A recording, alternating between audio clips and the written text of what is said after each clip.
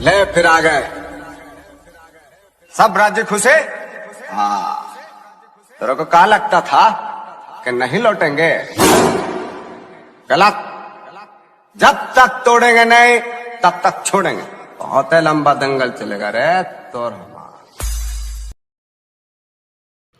Hello friends, good morning to all of you.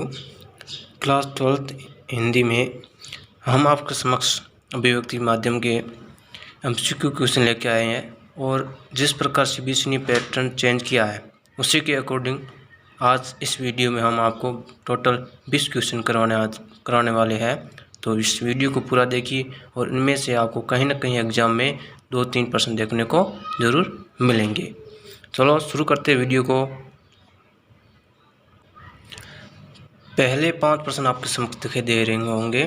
पहला प्रश्न है आपके समक्ष कि भारत में हिंदी पत्रकारिता दिवस कब मनाया जाता है।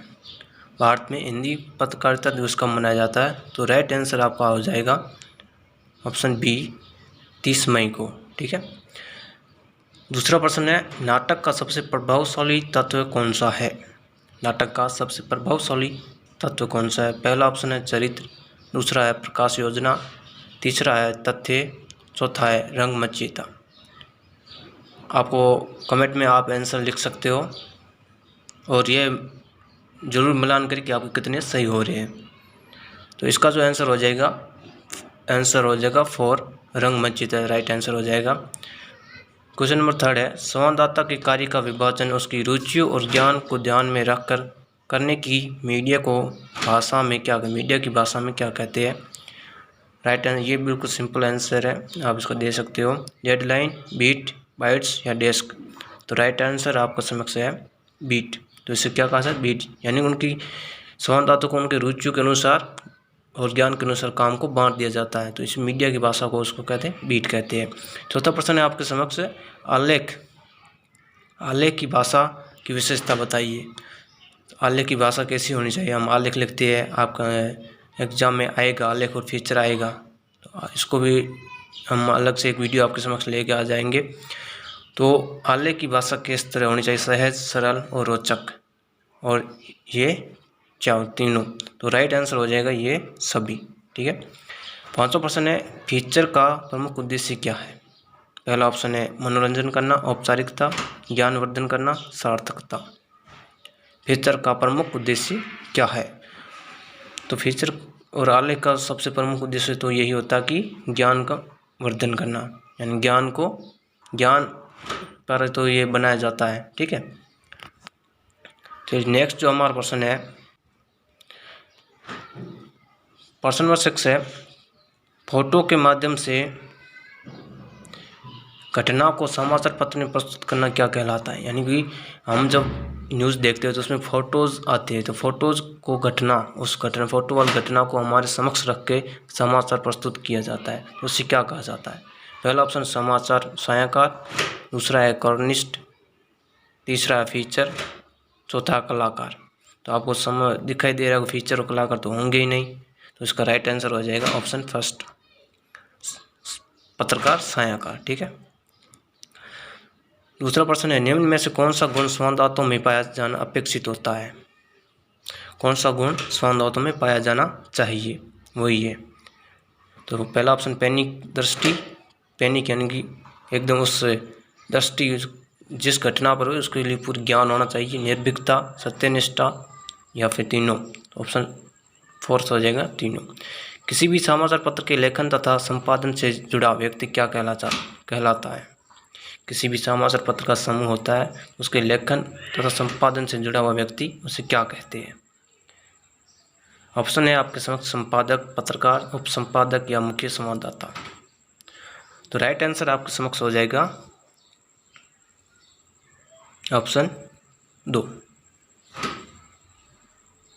ठीक है। आप भी अपना कमेंट में आंसर जरूर दीजिए। चौथा प्रश्न कहानी का केंद्रीय बिंदु किसे कहा जाता है। कहानी का केंद्रीय बिंदु किसे कहा जाता है। तो इसका राइट आंसर हो जाएगा कथानक डायलॉग्सबाजी, तो इसको कहानी का केंद्रीय बिंदु कहा जाता है। पांचवा प्रश्न है फीचर क्या है। राजनीतिक विषय पर प्रधान लेख या फिर सांस्कृतिक विषय पर प्रधान लेख या फिर किसी विशेष विषय पर प्रधान लेख या फिर आर्थिक विषय पर। तो फीचर क्या किसी क्षेत्र विशेष में लिखा जाता है, तो आपका ऑप्शन नंबर 3 हो जाएगा राइट।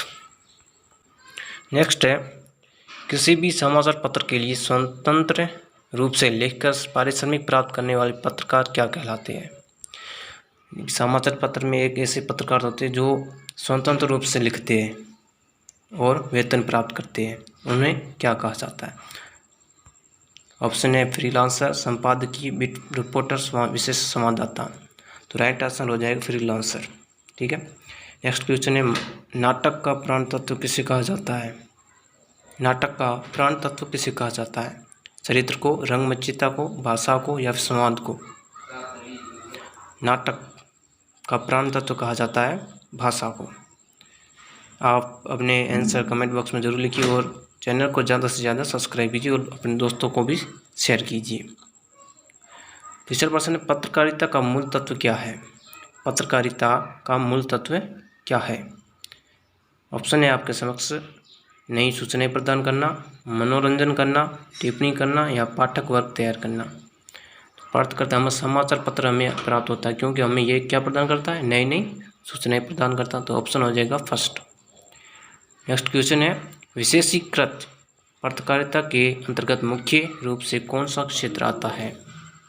विशेषीकृत पत्रकारिता के अंतर्गत मुख्य रूप से कौन सा क्षेत्र आता है। आर्थिक पत्रकारिता या फिर खेल पत्रकारिता या फिर फैशन और फिल्म पत्रकारिता या फिर उपयुक्त सभी। तो राइट आंसर हो जाएगा उपयुक्त सभी। 5वां प्रश्न है, निम्नलिखित में से कौन सा फीचर लेखन का प्रकार नहीं है। कौन सा फीचर लेखन का प्रकार नहीं है। सामाजिक सांस्कृतिक फीचर, घटनापरक फीचर या मनोवैज्ञानिक फीचर या साहित्यिक फीचर। फीचर हम क्या लिखते हैं, मनोरंजन के लिए लिखा जाता है, मनोवैज्ञानिक काल्पनिक होता है। ठीक है, ऑप्शन हो जाएगा 3rd। नेक्स्ट है, महत्वपूर्ण लेखों की नियमित श्रृंखला को क्या कहते हैं। महत्वपूर्ण लेखक है उनके द्वारा जो भी लेखन कार्य किया जाता है उनकी जो नियमित श्रृंखला को क्या कहा जाता है। ऑप्शन है आपके साथ टिप्पणियाँ, स्तंभ लेखन, विशेष लेखन या बिट। तो इसका राइट आंसर हो जाएगा विशेष स्तंभ लेखन। फीचर लेखन में सत्य तथा एवं तथ्य के साथ किसका समावेश होता है। फीचर लेखन में सत्य एवं तथ्य के साथ किसका समावेश होता है। ऑप्शन है कल्पना, रचनात्मकता, शीर्षक, प्रासंगिकता।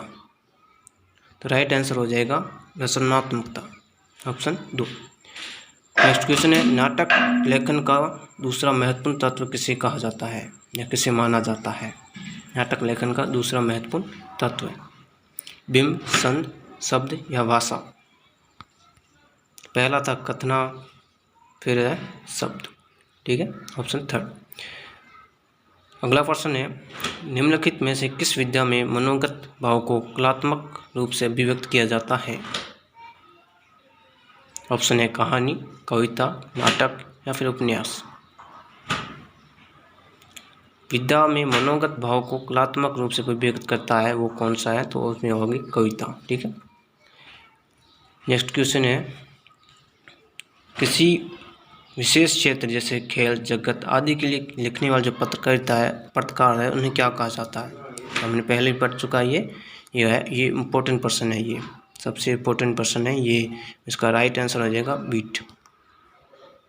तो ये थे हमारे आज के टोटल 20 प्रश्न और ये वीडियो आप अपने दोस्तों में ज़रूर शेयर कीजिए और इस प्रश्नों को आप ज़्यादा से ज़्यादा याद करने की कोशिश करें। धन्यवाद।